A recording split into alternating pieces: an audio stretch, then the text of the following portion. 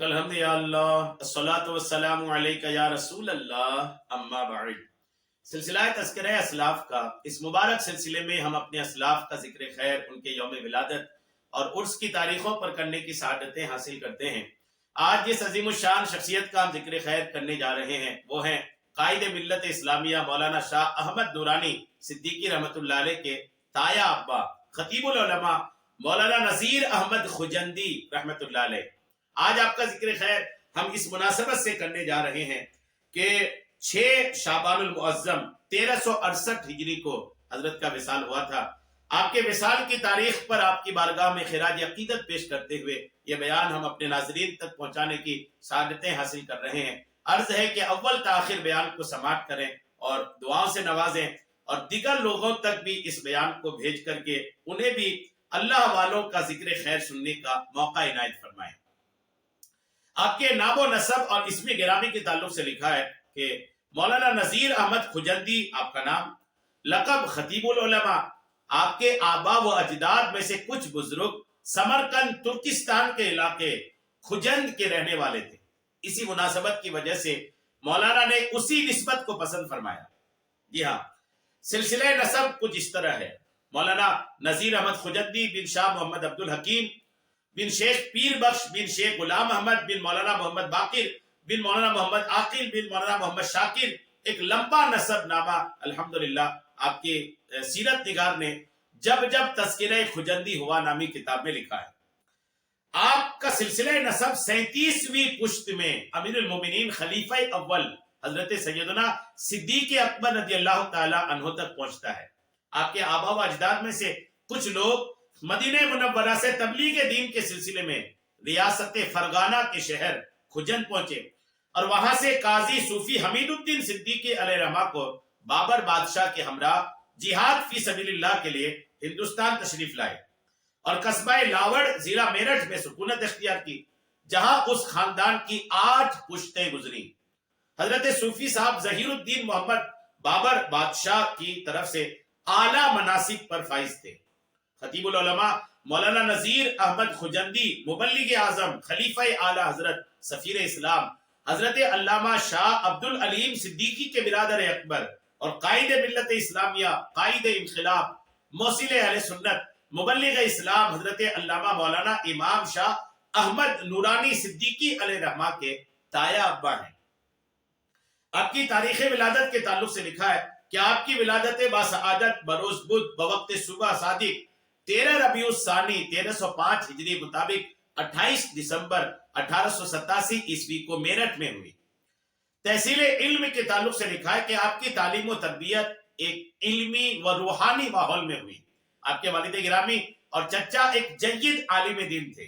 انہوں نے آپ کی تعلیم و تربیت پر خاص توجہ دی۔ حسب دستور زمانہ جب آپ کی عمر 4 سال 4 ماہ اور 10 دن ہوئی تو رسم بسم اللہ ادا کی گئی اور باقاعدہ تعلیم کا سلسلہ شروع ہوا۔ 7 سال کی عمر میں کلام اللہ شریف مکمل فرمایا۔ 10 برس کی عمر میں اردو فارسی حد تکمیل کو پہنچائی اور 11ویں سال مدرسہ اسلامیہ میرٹھ میں درس نظامی کی تعلیم کا سلسلہ شروع ہوا۔ اسی میں تکمیل درس نظامی ہوئی۔ آپ کے اساتذہ میں والد گرامی مولانا عبد الحکیم جوش اور مولانا احمد صاحب علیہ رحمہ کا نام آتا ہے۔ آپ ایک جید عالم دین کے ساتھ ایک خوش الہان قاری اور مایہ ناز شاعر بھی تھے۔ آپ ہندوستان کے صف اول کے شعراء میں شمار ہوتے تھے۔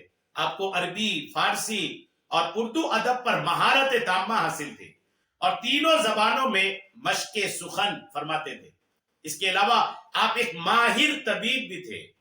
بیعت و خلافت کے تعلق سے لکھا ہے کہ آپ کی بیعت قرائن و شواہد سے اپنے والد گرامی حضرت مولانا شاہ عبد الحکیم جوش علیہ رحمہ یا مخدوم حضرت شاہ علی حسین اشرفی میاں علیہ رحمہ، ان دونوں بزرگوں میں سے کسی ایک سے معلوم ہوتی ہے۔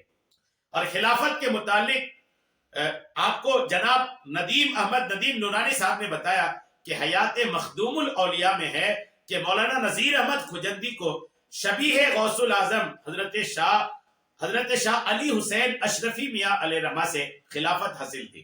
بعض علماء نے آپ کو اعلی حضرت امام اہل سنت کے خلفاء میں بھی شمار کیا ہے۔ سیرت و خصائل کے تعلق سے لکھا ہے کہ آپ ایک عالم باعمل، جامع شریعت و طریقت، صاحب اوصاف حمیدہ و کثیرہ، فقیہ العصر، خطیب العلماء، مرجع الاصفیاء، خانوادہ صدیق اکبر کے رجل رشید، حکیم اہل سنت، حضرت علامہ مولانا نذیر احمد خجندی رحمۃ اللہ علیہ، آپ رحمۃ اللہ علیہ کا شمار اس وقت کے جید علماء اہل سنت میں ہوتا تھا۔ آپ کا خاندان صدیوں سے ایک علمی و روحانی خاندان چلا آ رہا تھا، اور آپ اس خاندان کی علمی و روحانی امانتوں کے وارث کامل تھے اور رجل رشید تھے۔ آپ نے اسلاف کی علمی روایات کو نہ صرف پاسداری کی بلکہ آبیاری بھی فرمائی، دین اسلام کے فروغ اور ملت اسلامیہ کی رہنمائی میں اہم کردار ادا کیا۔ آپ علیہ رحمہ ساری زندگی ملت اسلامیہ کی فلاح و بہبود کے لیے کوشاں رہے۔ آپ نے برما میں ایک دینی مدرسہ کھولا اور 1 سال تک درس دیا، اور اس مدرسے سے کافی لوگوں نے آپ سے کسب علم کیا۔ اسی طرح مختلف مقامات جہاں جہاں تعلیم کی ضرورت ہوتی تھی، حضرت وہاں اسکول، مدرسہ اور مسجد کی تعمیر میں خوب حصہ لیتے تھے۔ آپ نے 42 پرائمری اور دو ہائی اسکول قائم فرمائے، اور کیجئے 42 پرائمری اسکول اور 2 ہائی اسکول آپ نے قائم فرمائے، جن سے کثیر تعداد میں لوگوں نے اکتساب علم کیا اور ملت کی خدمت میں اہم کردار ادا کیا۔ حضرت مولانا خجندی علیہ رحمہ کو اللہ جل شانہ نے وسعت علم کے ساتھ ساتھ انتظامی امور میں بے شمار صلاحیتیں عطا فرمائی تھی۔ آپ کا ہر کام حسن انتظام کا شاہکار ہوتا تھا۔ آپ جہاں بھی تشریف لے گئے، اپنی ایمانی فراست اور انتظامی صلاحیت کی بدولت اہل ایمان کی نگاہوں اور عقیدتوں کا مرکز بنے رہے۔ ممبئی میں عیدین کا اجتماع ایک مثالی اجتماع ہوتا تھا، جس میں کثیر مجمع اور لاؤڈ اسپیکر کا انتظام، اور پھر ایسے موقع سے فائدہ اٹھا کر مسلمانوں کی ذہن سازی اور ان کے مستقبل کے لیے لائحہ عمل اور مسلم قائدین و زعماء کی شرکت اور ان کا خطاب، جس میں علی برادران اور قائد اعظم محمد علی جناح کا خطاب بھی ہوتا تھا۔ یہ سب حضرت کی اقتداء میں عیدین اور جمعہ ادا کرتے تھے۔ آپ کے زہد و تقوی اور ملت اسلامیہ کی ہمدردی اور اسلام سے محبت اور آپ کے پر اثر خطابات سے بہت متاثر تھے۔ اسی طرح عید میلاد النبی علیہ السلام کا مثالی جلوس، جس کے حسن انتظام کی تعریف اس دور کے غیر مسلم بھی کرتے تھے۔ اسی طرح تحریک خلافت میں آپ اور آپ کے برادر اکبر حضرت علامہ شاہ احمد مختار صدیقی اور برادر اصغر مولانا شاہ عبد العلیم صدیقی کا کردار سنہری حروف سے لکھنے کے قابل ہے۔ اس کے لیے آپ نے قید و بند کی صعوبتیں بھی برداشت کی۔ اسی طرح مسلم لیگ کی تنظیم نو اور ترقی میں آپ کا اہم کردار ہے۔ جب آل انڈیا مسلم لیگ قائم ہوئی تو آپ اس کے اولین ارکان میں شامل ہوئے۔ آل انڈیا مسلم لیگ کا اجلاس 1930 عیسوی کو الہ آباد میں مفکر اسلام علامہ محمد اقبال علیہ رحمہ کی زیر صدارت ہوا، جو بالآخر قیام پاکستان کا سنگ میر ثابت ہوا۔ اس کے پیچھے ہمارے اکابرین کی شب و روز کی محنتیں اور ان کا خلوص شامل تھا۔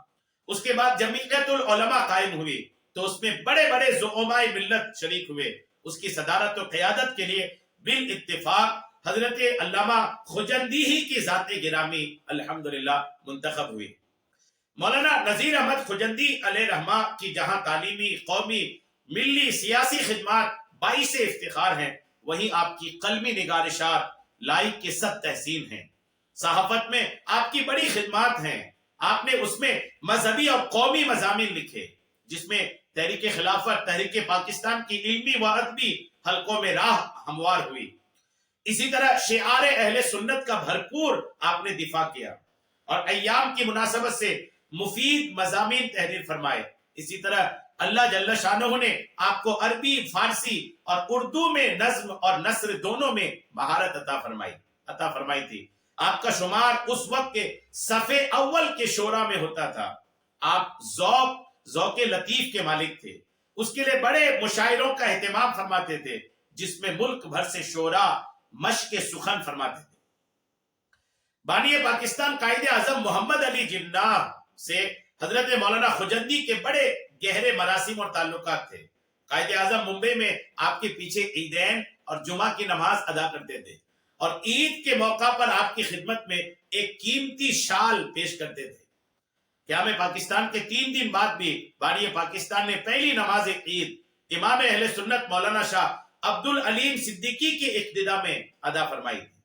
قائد اعظم محمد علی جناح کی اہلیہ نے 18 اپریل 1918 عیسوی کو آپ کے دست اقدس پر اسلام قبول کیا تھا۔ آپ نے اس کا نام مریم بائی رکھا، لیکن رشتہ ازدواج میں منسلک ہونے کے بعد رتی جناح یا رتن بائی کے نام سے شہرت پائی اور اہل سنت و جماعت کے طریقے پر آپ نے ان کا نکاح پڑھایا۔ تذکرہ علماء اہل سنت میں ہے کہ فراغت کے بعد صحافت کی راہ کو اپنایا آپ نے، میرٹھ سے تاجر اخبار آپ نے جاری کیا اور آپ کی زندگی کا زیادہ حصہ ممبئی میں گزرا۔ حضرت مولانا شاہ خیر الدین رحمت اللہ علیہ کی تعمیر کی ہوئی مسجد خیر الدین کے آپ امام، خطیب اور ناظم تھے۔ آزاد پارک میں عیدین کے امام آپ ہی تھے۔ ممبئی کی قدیم جمعیت علماء کے ناظم بھی رہے، تحریک خلافت میں بھی حصہ لیا اور اسی سلسلے میں جیل بھی گئے۔ آپ جادو بیان مقرر اور فن مناظرہ میں کامل دستگاہ رکھتے تھے۔ دیوبندیوں، وہابیوں اور آریوں سے مناظرے کیے اور مذکورہ فرقہ باطلہ کو ذلتیں دی۔ آپ نے اشاعت اسلام کے لیے کافی کوشش کی، تبلیغ اسلام کے لیے برما وغیرہ کا سفر کیا۔ انتقال سے 1.5 برس پہلے آپ مدینہ منورہ چلے گئے تھے۔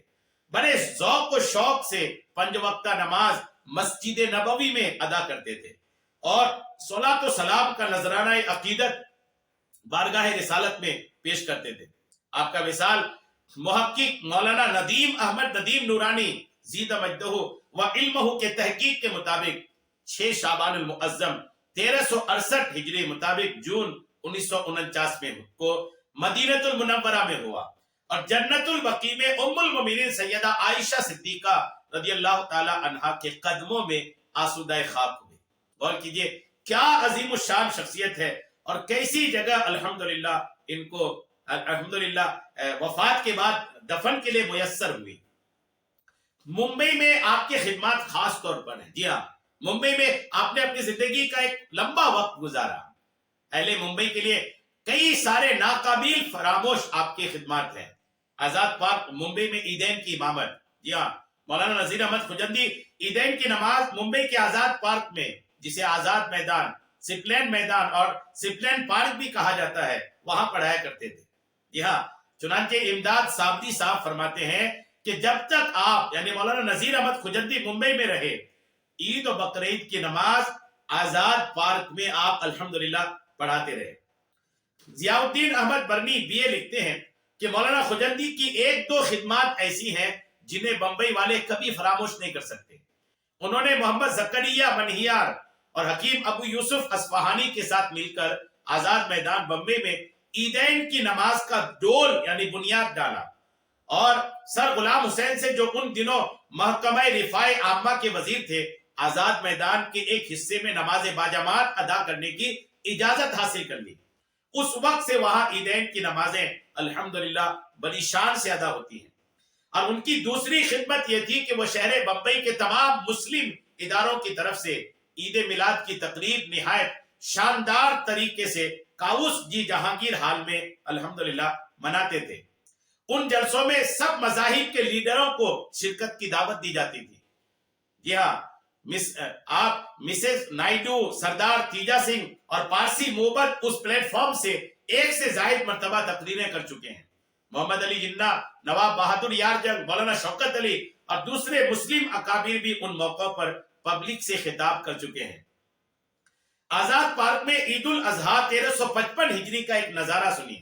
آزاد پارک میں نماز عید الاضحیٰ 1355 ہجری کے حوالے سے مانامہ شاہ راہ بمبئی میں ایک رپورٹ شائع ہوئی جس کے خاص پہلو آپ سنیے کہ انجمن تبلیغ الاسلام بمبئی کے زیر نظام عید الفطر کی طرح عید الاضحیٰ کی نماز بھی ادا کی گئی۔ 18 تا 21 فروری تک صرف 4 روز میں میدان کے اندر عید کی تیاری کا زبردست انتظام جس خوبی سے انہوں نے یعنی سیٹ محمد زکریا نے انجام دیا وہ مستحق مبارکباد ہے۔ نماز شروع ہونے سے آدھا گھنٹہ پہلے لاؤڈ اسپیکر پر خطیب العلماء حضرت مولانا نذیر احمد خجندی نے ایک تقریر کے ذریعے جشن حج اور عید قربا کے مناظر اور ان کی حقیقت پر تفصیلی روشنی ڈالتے ہوئے وحدت اسلامیہ کی شان کو نمایاں فرمایا اور یہ اعلان فرمایا کہ نماز و خطبہ کے بعد اعلیٰ حضرت والا مرتبت حضور مستطاب نظام الملک والملت کے نواب میر عثمان علی خان صاحب تاجدار دکن و برار کی جشن سیمی کے سلسلے میں مبارکباد پیش کی جائے۔ الحمدللہ نماز حسب قاعدہ ادا کی گئی اور لاؤڈ اسپیکر اس قدر نفیس تھا کہ اس پلین میدان سے دور دور تک بھی اس کی آواز بہت صاف اور صحیح پہنچتی تھی۔ الحمدللہ خطبات کے بعد ایک مختصر اور جامع دعا اسلام و مسلمین کی فتح نصرت کے لیے کی گئی اور فاتحہ پر فریضہ نماز ختم کیا گیا۔ الحمدللہ عظیم الشان شخصیت خطیب العلماء، بہت سارے خدمات ہیں۔ آپ کی حیات و خدمات پر ایک کتاب ہے جب جب تذکرہ خجندی ہوا، اس کتاب کا مطالعہ کریں۔ اسی کتاب سے برکتیں لیتے ہوئے یہ پورا بیان ہم نے آپ کو پیش کیا ہے۔ اللہ کریم حضرت کے مزار پاک پر خوب رحمتیں برکتیں نازل فرمائے، آمین بجاہ النبی الامین صلی اللہ تعالی علیہ وسلم۔